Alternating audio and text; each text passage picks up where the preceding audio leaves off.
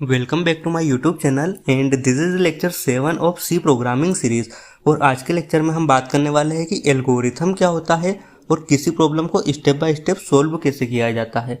अच्छा, अभी के लिए आपको ये चीज़ें थोड़ी बोरिंग लग सकती है क्योंकि अभी तक हमने जितने भी लेक्चर्स कवर की है लेक्चर 6 तक वो सब कुछ थ्योरी बेस्ड लेक्चर्स है। और आगे भी हम एक दो जो लेक्चर्स पढ़ने वाले हैं 3 लेक्चर्स, उसमें हम एल्गोरिथम, सूडोकोड और फ्लो चार्ट इन चीज़ों को देखने वाले हैं। तो ऑलमोस्ट 10 लेक्चर्स जो है वो थ्योरी बेस्ड लेक्चर्स ही होने वाले हैं। तो आपको ये चीज़ अभी के लिए थोड़ी बोरिंग लग सकती है, बट ट्रस्ट मी, ये आपको सीखना बहुत ज़्यादा इंपॉर्टेंट है। जो भी मैं स्टेप बाय स्टेप आपको सिखा रहा हूँ ये कम्प्लीटली बिगनर लेवल से शुरू की गई प्लेलिस्ट है और ये कंप्लीट एडवांस लेवल तक मैं इसे लेके जाने वाला हूँ। अभी के लिए आपको जितना थ्योरी पढ़ना ज़रूरी है वो सब कुछ हम कवर करेंगे। अच्छा, क्योंकि आपने जो अभी आप अगर दूसरी प्लेलिस्ट कहीं भी उठा के देखोगे यूट्यूब पे तो वो आपको पहले व्हाट इज सी लैंग्वेज क्या होता है, उसके बाद में डायरेक्ट आपको प्रैक्टिकल्स पे स्विच करा देते हैं, वेरिएबल, डेटा टाइप्स, लूप्स, इन चीज़ों को पढ़ाने लग जाते हैं। बट हमारी जो ये प्लेलिस्ट है, ये जो सीरीज़ है, इसमें मैं कम्प्लीटली आपको बिगनर लेवल से स्टेप बाय स्टेप हर एक चीज़ सिखाने वाला हूँ। जितनी थ्योरी आपको लिए इंपॉर्टेंट है वो सब कुछ बताने वाला हूँ।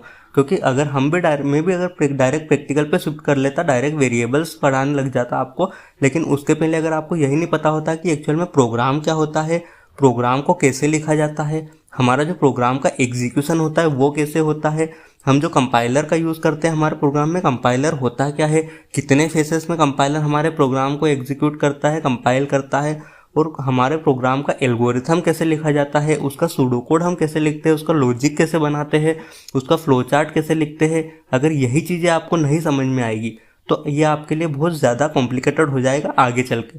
लेकिन अगर आप हर एक चीज़ स्टेप बाय स्टेप सीखते हैं, कंप्लीटली थ्योरी से लेकर प्रैक्टिकल तक, बेसिक से लेकर एडवांस लेवल तक बहुत अच्छे से अगर आप सी लेवल सीखते हैं तो ट्रस्ट मी, आप किसी भी लैंग्वेज पे शिफ्ट कर दोगे, C++, जावा, पाइथन, आगे जाके आपको बहुत ही ज़्यादा सिंपल होगा उन चीज़ों पर शिफ्ट करना।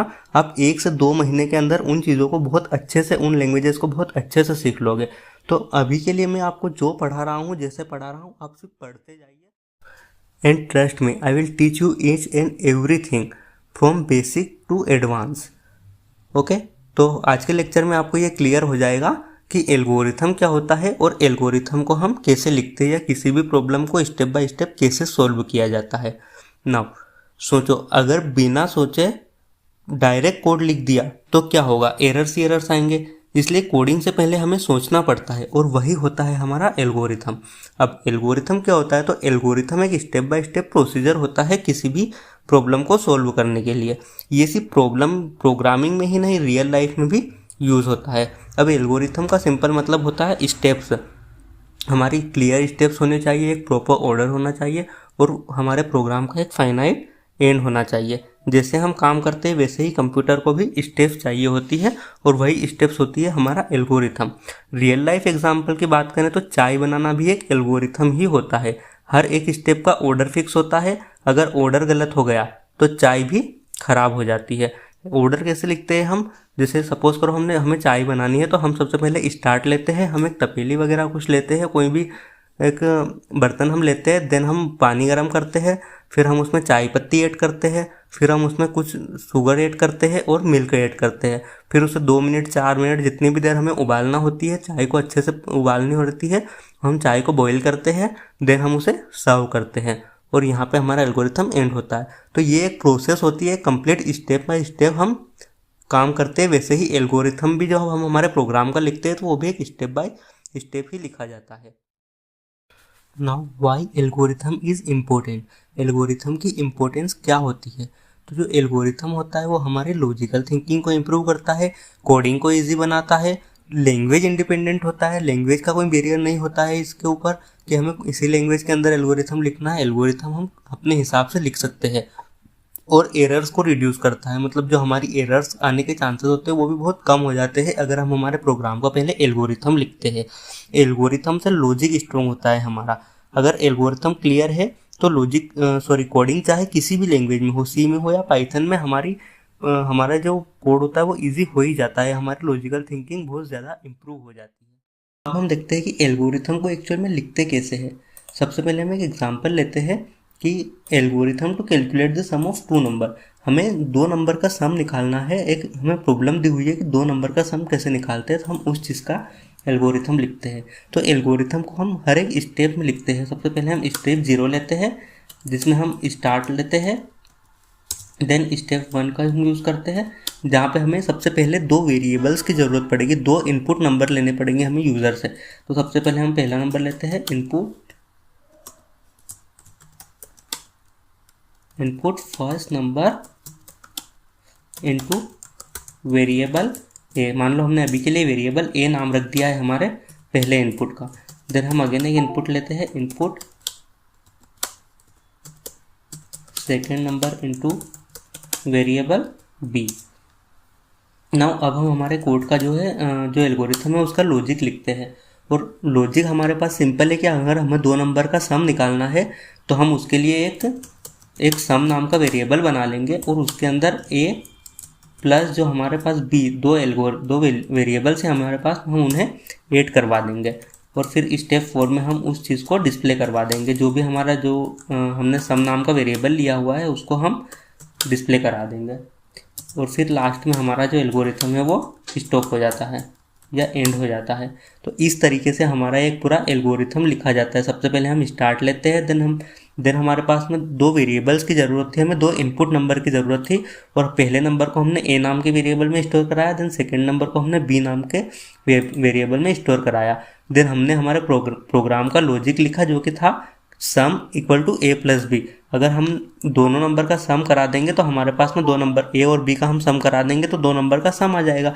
और उन सम को हमने एक सम नाम का एक वेरिएबल बनाया और उसके अंदर स्टोर कर लिया। और फिर जो हमारे सम नाम का वेरिएबल था हमने उसे डिस्प्ले करा दिया और स्टॉप करा दिया। तो ये एक एल्गोरिथम होता है, कंप्लीट स्टेप बाय स्टेप एक एल्गोरिथम हो गया हमारे प्रोग्राम का कि किस तरीके से हमें प्रोग्राम को हम सोचते कैसे हैं। हमने सबसे पहले सोचा कि हमारे पास प्रॉब्लम क्या दी हुई है कि हमें 2 नंबर का सम निकालना है। 2 नंबर का सम निकालना है मतलब हमारे पास 2 इनपुट नंबर होने चाहिए। तो सबसे पहले हमने 2 इनपुट लिए, 2 नंबर के इनपुट लिए और पहले नंबर को हमने वेरिएबल ए में स्टोर कराया, दूसरे नंबर को हमने वेरिएबल बी में स्टोर कराया। देन हमारे पास में लॉजिक क्या आता है, हमें सोचना पड़ता है कि हम अब 2 नंबर का सम हम कैसे निकालते हैं। तो सम निकालने का सिंपल लॉजिक क्या होता है कि हम जो 2 वैल्यू हमारे पास है उनको हम अगर ऐड कर देंगे तो हमारे पास उनका सम निकल के आ जाएगा। तो हमने उन 2 नंबर को ए प्लस बी, जो हमने 2 वेरिएबल लिए थे और भी, उनको हमने सम करवाया और उस सम जो उनका सम एक निकल के आया उसे हमने सम नाम के एक वेरिएबल में स्टोर करा दिया।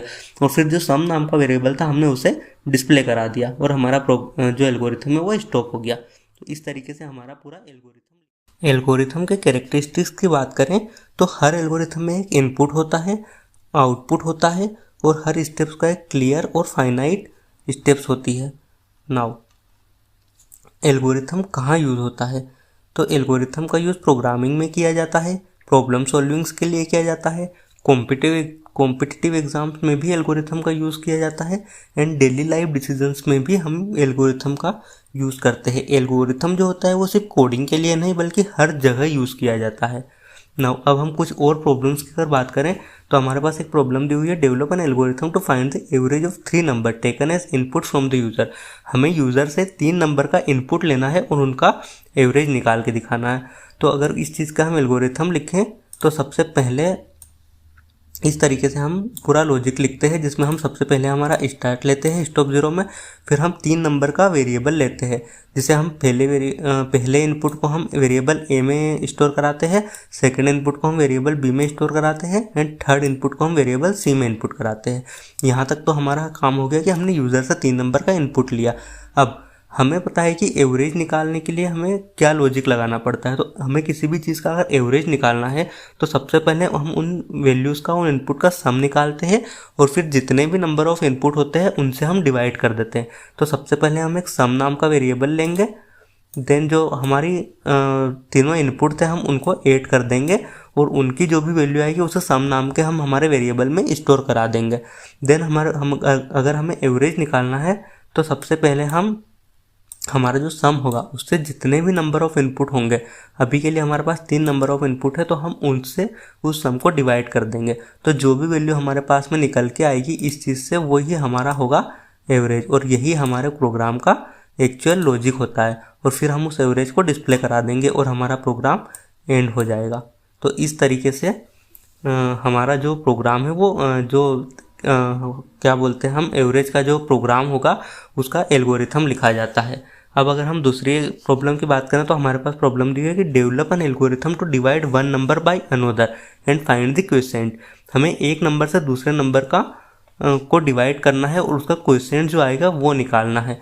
तो इसका अगर हमें एल्गोरिथम लिखना है तो सबसे पहले हम स्टार्ट लेते हैं, देन इसमें भी हमें यूज़र से दो नंबर का इनपुट लेना पड़ता है जिसे हम वेरिएबल ए और वेरिएबल बी में स्टोर करा देते हैं। उसके बाद में हम चेक करते हैं कि क्या हमारा जो जिस नंबर से हमें हमारी वैल्यू को डिवाइड करना है वो जीरो के इक्वल तो नहीं है, क्योंकि हमें पता है अगर जीरो के इक्वल होती है तो जीरो से किसी भी चीज़ का अगर हम डिवाइड करते हैं तो इनफाइनाइट टाइम तक होता है, और अगर हमारा इनफाइनाइट टाइम तक उस चीज़ को डिवाइड करते हैं तो हमारा सिस्टम पूरा हैंग हो जाता है, क्योंकि हमारा सिस्टम जो है वो इनफाइनाइट वैल्यू को स्टोर नहीं कर सकता।